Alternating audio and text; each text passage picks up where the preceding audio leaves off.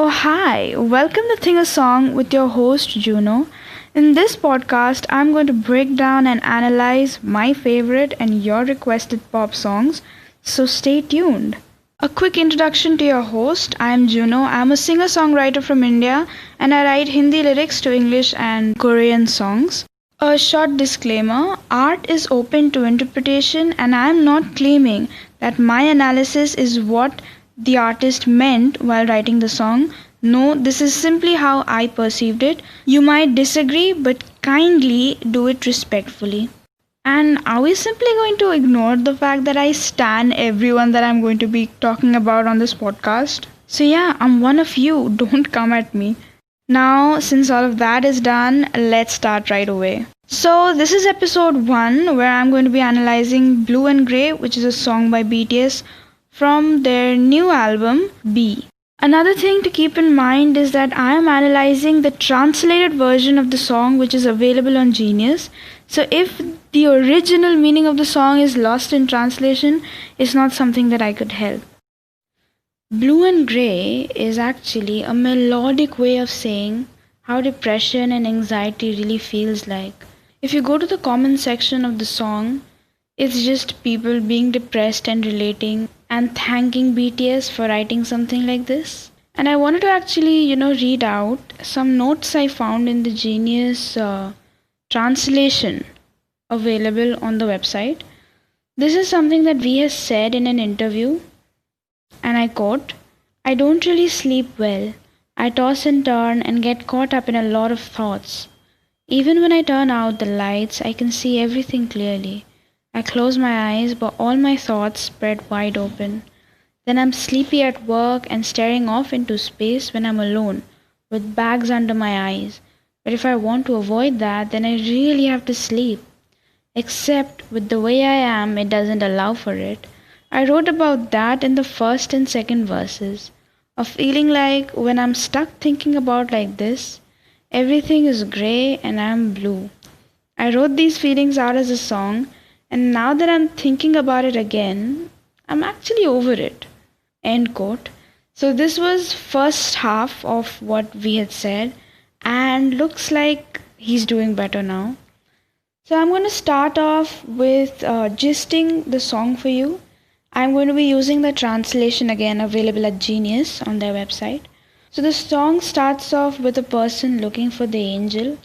It feels like they're saying that, "My angel, look at me, come find me and save me. Everyone else is happy, but I am blue and grey." Also, blue and grey is going to be used a lot in this song, basically because blue and grey means sadness, as in blue is the universally used color to show like sadness and loneliness, and dull color like grey. What else would you expect? So that is what the tone of the song is. Then there are some clear images over here, like the end of the day. So you can imagine like the night, the dark night or something. Then the meaning of tears reflected in the mirror.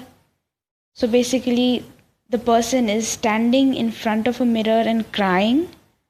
And my color hidden with a smile. So they are crying, but they are also smiling and trying to hide the fact that they are sad. So this is already deep. This is already going very sad. Moving on, we have Suga's verse, and trigger warning.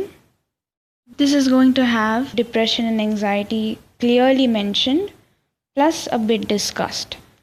Now we start off with him asking himself where did things go wrong, and he says that he has been having blue question marks in his head since his youth, and I interpret blue question mark as sad, confusing thoughts, like something that is misleading and basically just sad, very sad.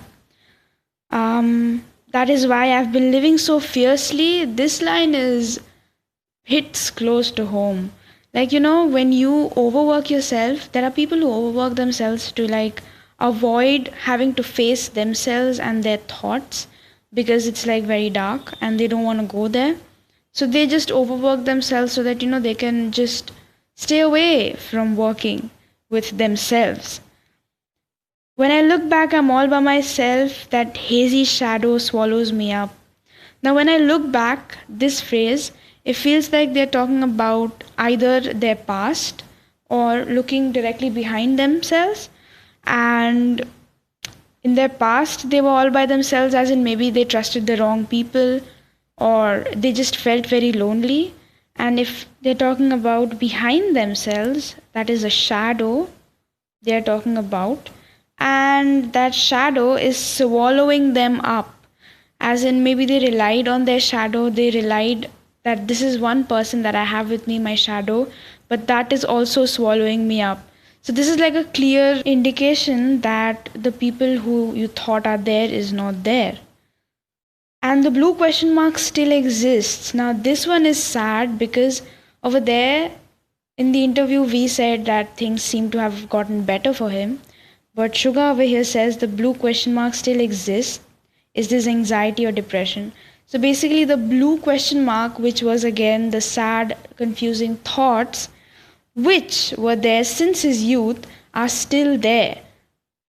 So when, we have bad days and we go through those days, when we are like having a terrible day, we are thinking bad things, but they come to an end, right?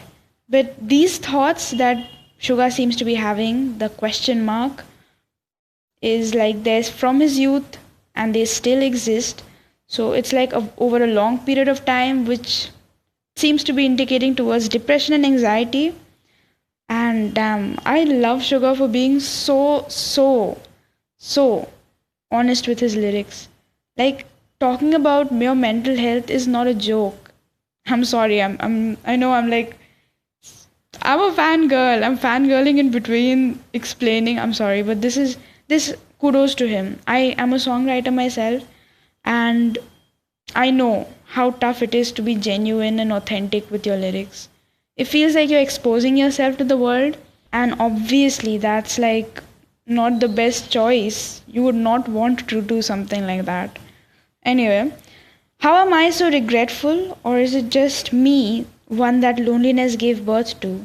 So they're asking themselves about regretting because they think that they are the reasons because of which this loneliness even exists in the first place. I still don't know the ferocious blue. I hope I don't erode away. I'll find the exit. So they don't know if they are themselves the reason for their sadness, the reason behind their tears, again, which was implied in the first verse. So it seems like they are blaming themselves for their own misery. I hope I don't erode away. And this verse ends with a tone of hope, a lighter tone. I find the exit. Then we move on to the chorus, and choruses in pop music, lyrically, melodically, and in K-pop, choreography wise, are always kept simpler than the rest of the song because of, like that part being, it's obvious, it's the chorus. So here also we see a very simple and direct chorus. I just want to be happier to melt the cold me. My hands have reached out countless times, colorless echo. So it's simple, they want to be happy. To melt the cold me, this line reminds me of spring day because, the cold me reference, even there it was like spring will come and the winters will go. In the same way, they're expecting their cold days to be followed by happier days. Maybe they have always asked for help, and the colorless echo seems like, they got dull responses whenever they asked for help from anyone. Oh, this ground feels so heavier. I'm singing by myself. I just want to be happier. Am I being too greedy? Oh no, you are not being greedy. Happiness is something everyone deserves. So their head feels heavy and they are not like able to walk on, go on. It's tiring. I'm singing by myself. Now this line, I will come to it. I just want to be happier. Am I being too greedy? Now again, we said that success is something they had wanted, always wanted. But now that they are at the peak of success, they don't feel happy. The happiness is lacking somewhere. So they wonder if it is like too greedy to be asking for both success and happiness at the same time. Because we know how show businesses work and it's tough.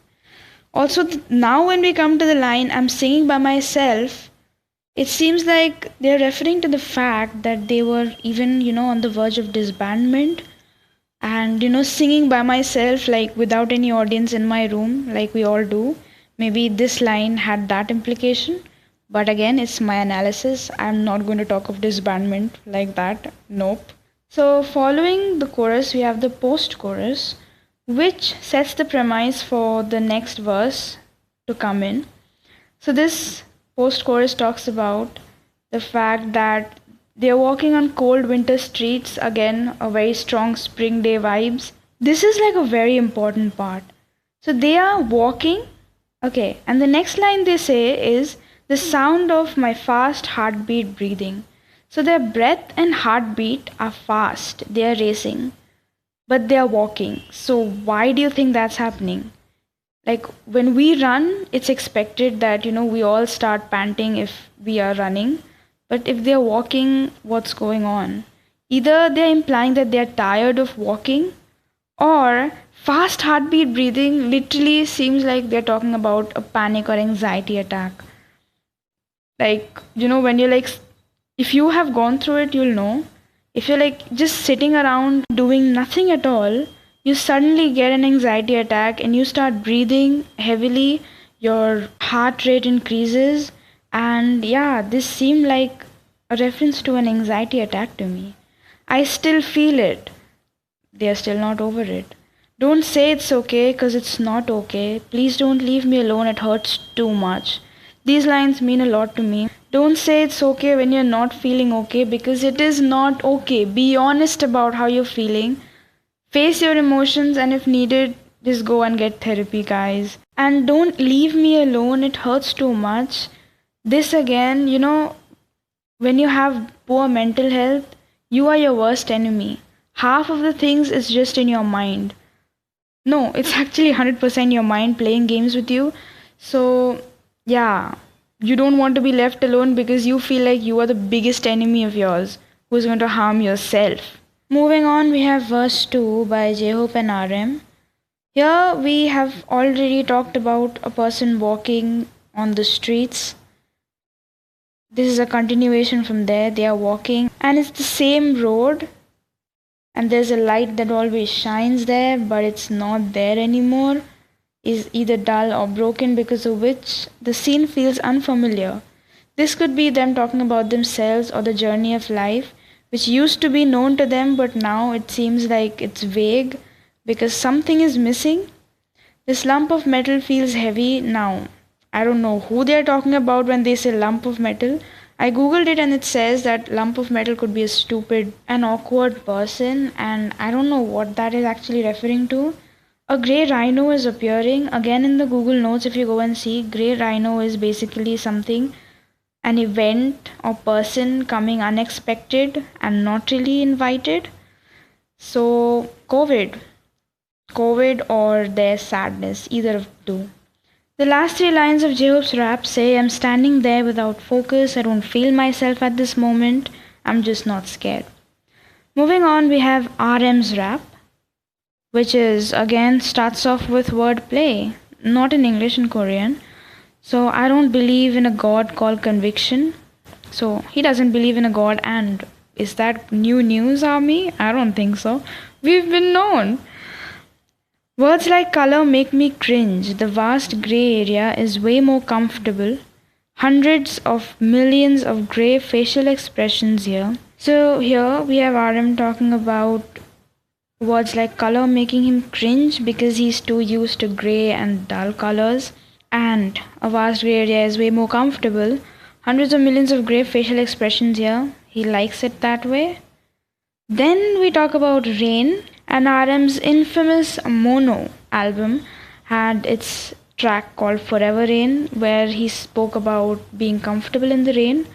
So when it rains, it's my world. I dance over this city. On a clear day, bring some fog. On rainy days, we always together. A toast to all the dust here.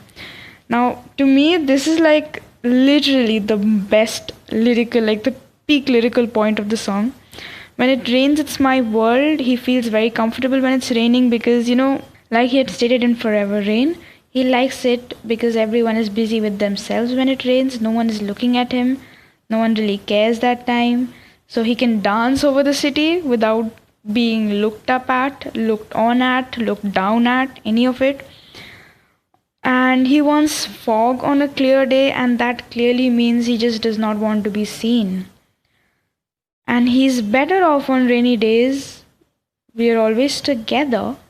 A toast to all the dust here. On rainy days, it's just Aram and the dust, which he likes. So he says toast to all the dust, friends of his, you can say. Moving on to the second chorus. I just want to be happier. Please feel the warmth of my hands. They are not warm, so I need you more. So basically they are going to people and telling them to hold their hand, saying it's warm, but it is not warm actually. This could actually imply that they need people more than people need them. Maybe something like that. I don't know if they were talking about armies or their family and friends, or maybe lovers if they have them. So we don't know what this was about. Oh, this ground feels so heavier. Feels like it's heavy and they are singing by themselves. But here we have these two lines which are changed from the previous chorus, and that is, in the distant future when I smile, I'll tell you I did. So there is this tingling hope there which I really want to hold on to because I am hoping they are doing well right now. So in the future when they are going to be okay, they are going to tell their past self that they finally smiled. And here we have the outro, and this is interesting because it feels like, when we have movies in which they say like it's a story inside a story. They start narrating, like a character starts narrating about their backstory, and the whole film is a backstory, and in the end we realize that, oh right, after a 3-hour film we're like, right, we were actually talking about this person's past. So this is what this song feels like to me, which is very like a cinematic shot lyrically. After I secretly send these words up into the air, I fall asleep at dawn, good night. So in the first verse, we had started off talking about it's a weary day and he can't sleep. He needs the angel to come and help him sleep. Remember? The end of the day and stuff. So now, after saying the whole song up into the air, he feels lighter and he goes off to sleep, but at dawn. And then there's the two contrasting things together, dawn and good night. So it's almost morning, but this is when they're going to sleep. He doesn't want that to happen. To continue V's speech that I had read out in the beginning of the podcast, and I quote, I sent my words out into the air and now I fall asleep at dawn. You're supposed to sleep at night, but I'm sleeping in the morning again.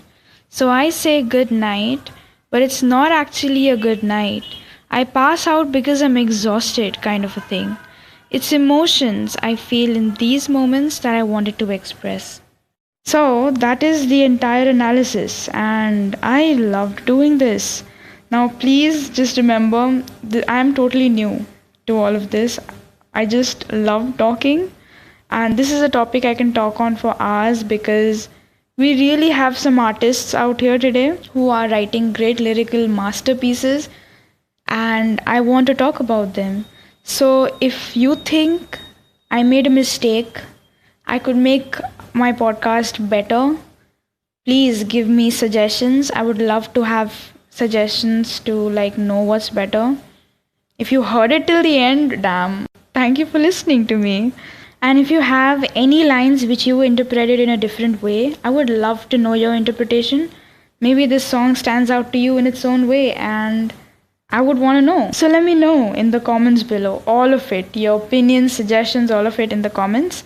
And thank you for listening. This is the end of the first episode of Sing a Song. I'm Joono and I'm signing out. See you in the next episode. Bye bye.